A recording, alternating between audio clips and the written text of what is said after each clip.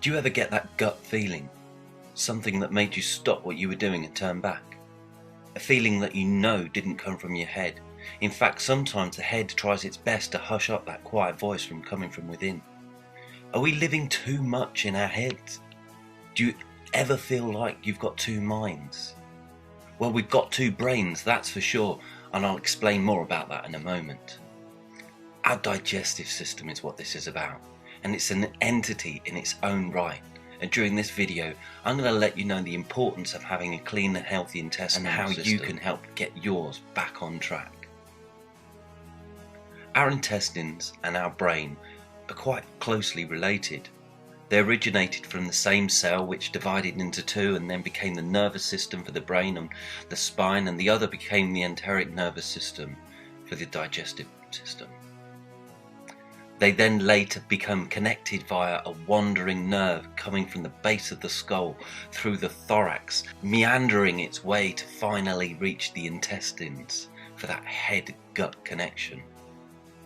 The entire length of our intestines, large and small, are around 10 times longer than the height of our body, between 17 and 35 feet long. It has its own nervous system complete with neurons and pathways and proteins and neuropeptide receptors equal in the amount and complexity of the brain that's in our head.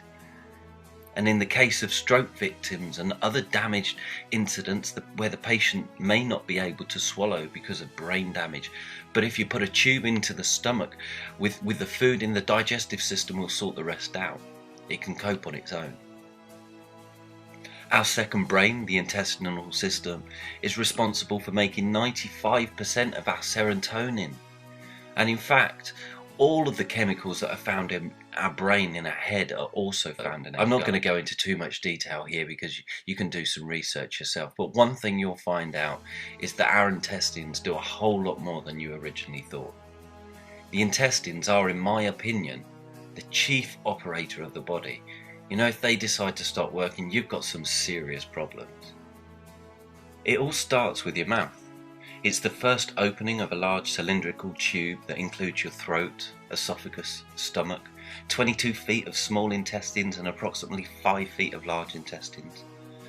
Your stomach is simply a larger, diametered portion of this tube. It's balloon-shaped, but still tube-like. There's 4 layers to this tube. The outermost coat is a protective hard skin. The next layer is a muscle coating that contracts and relaxes to move food along it, a bit like squeezing a tube of tooth gel. Except in the stomach section where the muscles are then used to churn the food to mix it with alkalizing and digestive juices. The next innermost coat contains mostly the blood and lymph vessels that supply the tube with nutrients, and they take away the waste products of the cells of the tube. The innermost layer is the mucus layer. It's the mucus coating. It's just like the inside of your mouth. If you put your finger on the inside of your mouth, you can feel that it's mucousy and slippery, and it should be well lubricated. This mucus layer consists of epithelial skin cells with periodic mucus secreting cells scattered about. The wall of cells is tightly bound and sealed. This tight seal means that there's no penetration or leakage of bad microbes and poisons and undigested food particles that would escape from the inside of the tube to the outside. On the inside of the mucus layer is a strong coating of protective bacteria that attaches itself to the mucus layer like a protective overcoat, which is also slimy and slippery. In the small intestines, the surface of the epithelial cells that make up the tightly packed brick of walls are called enterocytes. One of the small intestine's jobs is to absorb nutrients from the food that we eat and also to pass undigested food along the tube. The small intestines are covered with tiny finger-like projections called villi, and on these villi are microvilli, which are tiny microscopic hair-like finger projections. These microvilli are so important to the health of our body. When your healthy gut microbes are wounded and dying, your gut wall enterocytes and microvilli will die right along with them.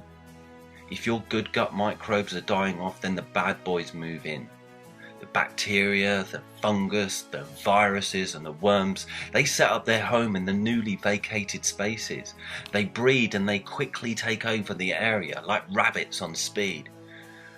When this happens, the nurturing caretaker roles of our good microbes have messed up. The cell production of the young enterocytes becomes displaced. There's fewer births of new microvilli, not to mention the deformed and unhealthy growths of others. With their housekeepers gone and the bad boys in town, they take up to 4 times as long to reach their cycle at the top of the villi, meaning that their already compromised health now has to endure harder and longer life. And this onslaught of attack can end up with most of the villi and microvilli unable to absorb nutrients and food particles. As this area becomes sicker and therefore inflamed, the strong wall of the intestines can become weak and inflamed, allowing food particles into the bloodstream that shouldn't be there.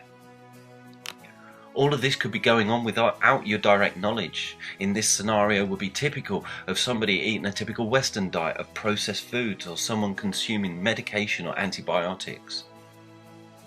The next step that we have to take to look at and understand the problems of today's health conditions is the food and drugs that we consume, and the cleanliness, or should I say more correctly, the dirtiness of the intestinal wall. That of the small intestines and the large intestine, otherwise known as the colon. The cracks and crevices can become damaged and dehydrated. Parts of the intestinal wall can not only have bad bacteria and worms and microbes and fungus attached, with candida digging its roots into the cracks of the intestinal wall like those of a concrete slab, paving bricks with weeds pouring out of them. The wall of the intestines can also have bits of undigested food attach itself to it. Processed food particles and stodgy gluten and cereals in a mushy mess can stick to areas of our intestinal wall. Bits of undigested meat can get caught up in these sticky crevices and remain there rotting and putrefying for years. Dr. Bernard Jensen, an author of many popular health books, said it become crystal clear that poor bowel management lies at the root of most people's health problems. In treating over 300,000 patients, it is the bowel that invariably has to be cared for before any effective healing can take place. Vegetarian Times on March 3rd, 1998 reported, of all of the polite topics of conversation, the state of one's intestines is probably at the bottom of most people's list. Let's face it, irritable bowel syndrome, constipation, gas, diverticulitis, colon cancer are simply not things that we'd like to discuss. And yet, as the old expression goes, death begins in the colon. Don't believe it? Ask any coroner. Autopsies often reveal that colons are plugged with up to 80% of waste material. Another vital aspect of our digestive system is its role in the production of serotonin, the body's natural feel-good hormone. Over 95% of the body's serotonin is found in the gastrointestinal tract, the GI tract, which has been called the body's second brain because of its role in serotonin production and so many of the body's vital functions. In fact, serotonin levels have been linked to everything from autism to constipation. Serotonin is a key player in the functioning of the GI tract muscles, causing the contraction of our intestines and triggering the gut nerves which signal pain, nausea and other GI problems. As well, it influences the functioning of the cardiovascular, the immune and the renal systems. This amazing hormone also regulates aggression, appetite, cognition, mood, sexual behaviour and even sleep. Imagine what would happen if you never cleaned your house, never took out the garbage, never vacuumed your car, never took a shower. What would happen to your body, or your social life for that matter? After 10 years of wallowing in filth, your body would likely to be repellent and disgusting beyond belief. But guess what? If you ignore your colon for 10 years or 20 or 30 years, the same pollution and damage can happen on the inside of your body. I spent years tracing the root cause of disease. Although everyone talks about toxic overload, no one's focusing on the real problem, and that's where that overload takes place. So you may understand that why, when training as a natural health practitioner, that colonic hydrotherapy was on top of my list for training. And with those treatments, many clients and other practitioners will get fantastic results, from clearing up of lifelong skin conditions to helping digestive disorders and diseases to aches and pains and reoccurring migraines being fully resolved. These days, however, I no longer use the intrusive action of water inserted within to help clean the colon. I use something that seems to be much more effective and beneficial. And there was one problem with colonic hydrotherapy. It worked in the large intestines, but we were unable to reach the small intestines. Until I found out that one powerful plant can do the whole job for us.